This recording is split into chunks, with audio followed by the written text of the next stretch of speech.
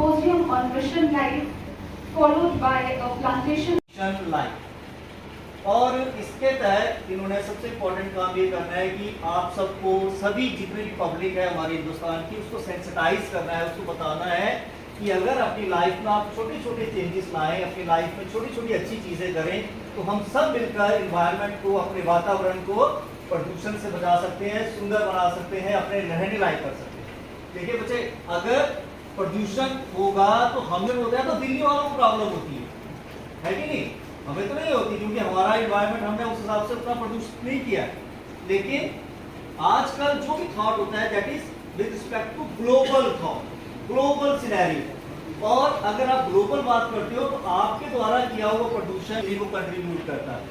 तो इसलिए हमें क्या करना है, हमें अपने लेवल पे, हर आदमी को, हर नागरिक को अपने लेवल पे कार्बन का उत्सर्जन कम करना है और साथ साथ में उसको फिक्स करने के लिए भी काम करना है। और पीसी मॉडल कहता है प्रो प्लैनेट पीपल, और इसका पूरा अगर आप डिस्क्राइब करें तो है lifestyle, focusing on lifestyle of the planet, for the planet and by the planet. अब हमें सोचना है, उसके लिए सोचना कैसे है कि हमें अपने लाइफस्टाइल में थोड़ी थोड़ी चेंजेस करने हैं। चेंजेस क्या करने हैं? रिड्यूस चीजों को, उन चीजों को अपनाना है जो कि रीयूज कर सके। जैसे पॉलीथीन को आपने बैन करना है, यूज नहीं करना है। पॉलीथीन को, सिंगल यूज पॉलीथीन को नहीं यूज करना बच्चे। पहला एक आपको उन चीजों को यूज करना है जो आप रीयूज कर सकते। और carbon dioxide as such we are releasing basically carbon dioxide, carbon monoxide through our activities. देखिए बच्चे, nature has its system, nature हर चीज को बैलेंस करती है। प्रॉब्लम कहाँ आई है कि जब 1750s के बाद ग्रीन रेवोल्यूशन हुआ, that was the startup of और beginning of the problem which we are facing, that is climate change. वहां से सबसे बड़ा सोर्स बना इंडस्ट्रियल रेवोल्यूशन, सबसे बड़ा सोर्स बना कार्बन डाइऑक्साइड का। बाद में ऑटोमोबाइल्स में उसने ऐड अप कर दिया। हमें दो तरीके से सोचना है, इस मिशन का जो थिंकिंग है वो दो तरीके से। पहला, हमें ये रिड्यूस करना है, और दूसरा जो भी हमारे जितने भी यहाँ पे फॉरेस्ट डिपार्टमेंट्स आए हुए हैं, सर आए हुए हैं यहाँ पे, दूसरा काम इनका है national afforestation programme, national vision for green India, और national action plan for climate change और बायोडाइवर्सिटी प्लान। ये इनका रोल है कि ये रीजनल लेवल पे, डिस्ट्रिक्ट लेवल पे, तहसील लेवल पे, विलेज लेवल पे एक एनवायरनमेंट क्रिएट करेंगे, फॉरेस्ट प्लांटेशंस करेंगे, ताकि जो कार्बन डाइऑक्साइड तो हमें यहाँ कम करना है, दूसरा जो इसके बाद भी बच गया उसको फिक्स करना है। देखिए, if the current rate of deforestation continues, the world's rainforest vanish within 100 years and eliminating the majority of the plant and animal species on the planet. So our Indian Constitution also prescribes many fundamental duties. So one of the major fundamental duties listed is to protect and conserve the natural environment. So it's a duty and the responsibility of everyone to conserve the natural environment and help to improve the natural resources and our natural climate. The history and origin of life are rooted in a deep desire to create positive change in the world and to impart young people to become agents of that change. By drawing on the wisdom of India's spiritual traditions and the power of modern technology, life has become a truly global that is making a real difference in the lives of people around the whole world. Thank you. मनुष्य जीवन, जो मनुष्य शरीर है, 5 तत्व से बना है, जिसे 5 तत्व कहते हैं। अब जो हमारा पर्यावरण है, जो 5 तत्व हैं, भूमि, जल, अग्नि, आकाश, जिसे हम भगवान कहते हैं, ब से भूमि, ग से गगन आकाश, ब से वायु, और जो उसके साथ मात्रा अ है वो अग्नि, और न से नील। जो 5 तत्व जब बिगड़ जाते हैं तो तब पर्यावरण दूषित होता है। वो कैसे? जैसे मनुष्य को जिंदा रहने के लिए सबसे ज्यादा किसकी जरूरत है? ऑक्सीजन की। हवा की, उसकी मात्रा कुदरत ने व्यापक बनाई हुई है। हमें जो पृथ्वी और आकाश को देखते हैं तो सबसे ज्यादा मात्रा किसकी है? ऑक्सीजन की। उसके बाद हमें चाहिए जल। पृथ्वी का 70% जो एरिया है वो पानी से भरपूर है। उसके बाद पानी के बाद आ गया भूमि। भूमि को हमें रहने के लिए, उसमें हमें जो अपने खाने के लिए उगाते हैं। उसके बाद आ गया कि जो हमारा वातावरण जब ये डिस्टर्ब हो जाता है तो पर्यावरण, ये हमें उसके लिए, जैसे अभी आपको बताया कि ये जो मिशन जो है हमारे माननीय प्रधानमंत्री ने शुरू किया है, इसकी जरूरत क्यों पड़ी? क्योंकि भूमि पे जो सबसे ज्यादा मात्रा में मिलता था हमें हवा, उसको हमने पोल्यूट किया। इससे मॉडर्नाइजेशन हुई, गांव से लोग शहरों की तरफ आए, पहाड़ों में हुआ, वृक्षों का कटान हुआ, तो उसकी मात्रा कम होती गई और उसको हमने दूषित किया। ये सच है कि डेवलपमेंट करने के लिए हमें रोड भी चाहिए, हमें फैक्ट्री भी चाहिए, लेकिन वो दोनों रोल प्ले करते हैं, दवा भी कर रहे हैं और उससे हम बेनिफिट भी ले रहे हैं। इन सबको रोकना है। पृथ्वी को हमने दूषित किया। सबसे इसमें जिंदा मिसाल है जो पॉलीथीन है। आपने सुना होगा कि गीता में भगवान कहते हैं कि जो आत्मा है वो अजर अमर है। मैं कहता हूं जो पॉलीथीन है ये भी 40-50 साल के लिए अजर अमर है, क्योंकि इसको ना अग्नि के साथ जब चलो उसको हम जला भी सकते हैं, लेकिन वो भी वातावरण को दूषित करेगा। पानी इसको सुखा नहीं सकती, हवा सुखा नहीं सकती, पानी गीला नहीं कर सकती। खेतों में बड़े बड़े अगर 40-50 साल रहे तो ये दवा नहीं होती है। इसको सबसे पहले हमें दूर करना है, तभी जाके हम जो हमारी समस्या आ रही है इसको दूर करेंगे। हम इतना पैसा खर्च करके गाड़ी खरीद रहे हैं, उसके बदले में हो क्या रहा है? कार्बन डाइऑक्साइड और जो टेम्परेचर को रेट कर रही है वो सारी, फिर हमें वापस साइकिल के जमाने पे आना पड़ेगा जहां अपने फुट पे चलना पड़ेगा। ये छोटी छोटी बातें हैं जिनको हम रोजमर्रा की जिंदगी में लाना है, ताकि जो माननीय मोदी जी का जो मिशन है उसको हम पूरा कर सकें।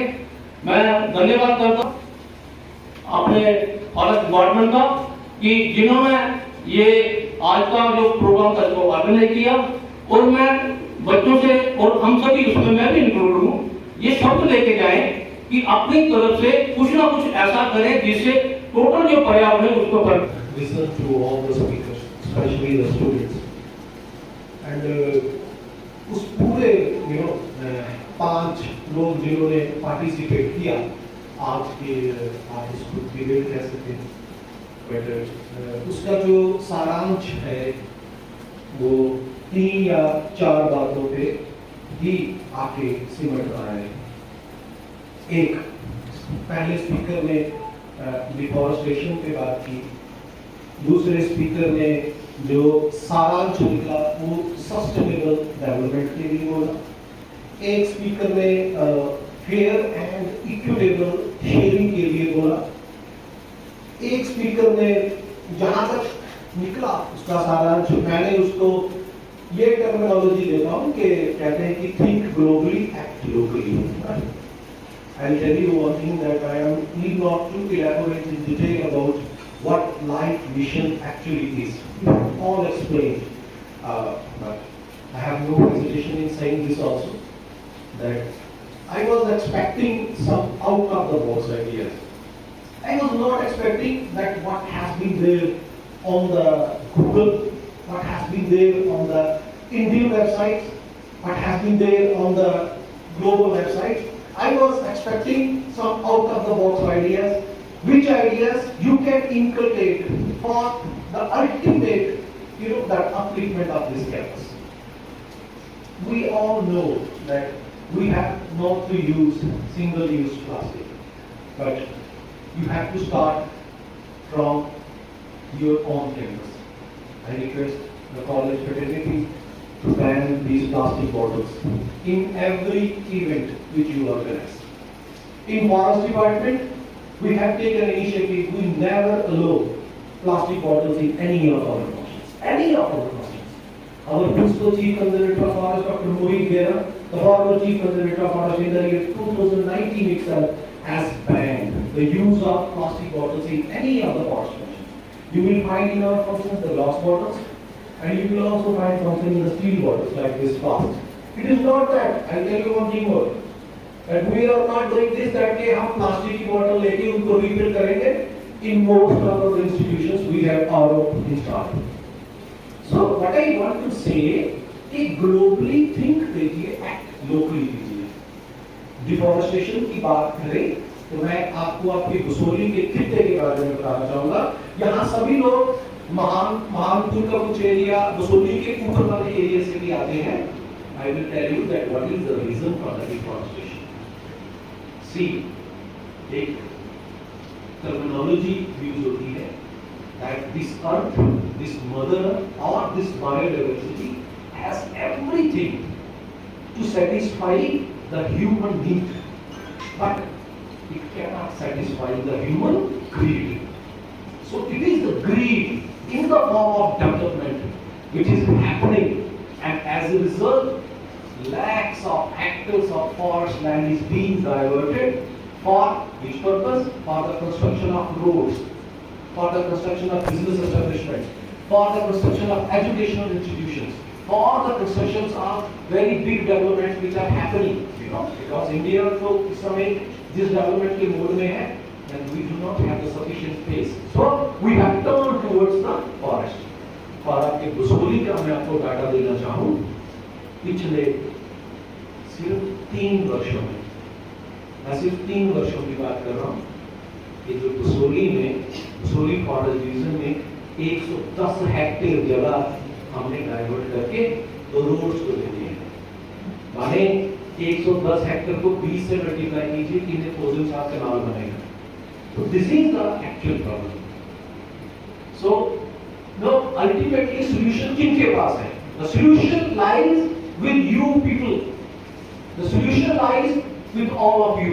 यहाँ पे हमारे साथ मिशन लाइव फंक्शन को जो ऑर्गेनाइज किया, I am really thankful to them, and I really want to congratulate all the students here, that those who have participated. Told us in a quite elaborative manner that how this mission life is offering a powerful vision for a more inclusive, sustainable and harmonious future. So now I would like to invite on stage the additional Deputy Commissioner Shri Ajit Singh Sir, Divisional Forest Officer Shri Ashwini Kumar Sir, NSS PO Dr. R.K. Manhar Sir on the stage to kindly facilitate speakers of today's event.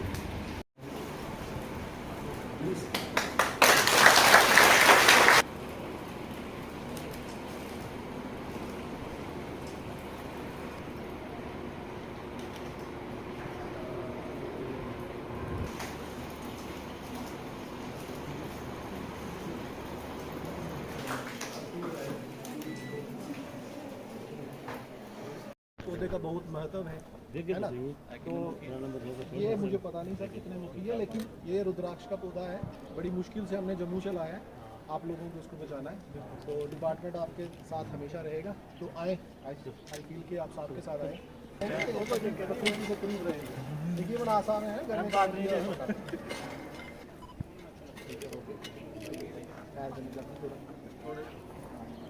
सी बना लो बड़ा, सी बना ले बड़ा.